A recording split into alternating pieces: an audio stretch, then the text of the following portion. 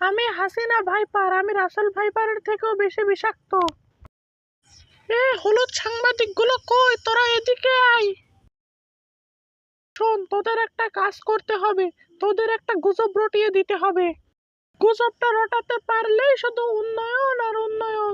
কি রটাতে হবে ম্যাডাম? তোরা সমস্ত মিডিয়াতে প্রচার করবি যে রাসেল ভাইপারের উৎপাত অনেক বেড়ে গেছে বাংলাদেশে।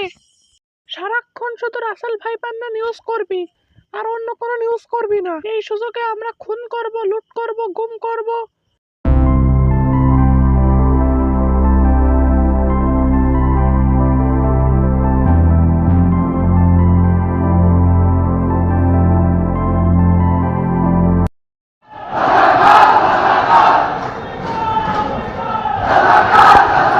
এই পুলিশ, যারা আন্দোলন করতেছে ওদের দুই একটাকে ধরে আন। তুই আন্দোলন করতেছিলিস না, এবার দেখ এর ফল কি।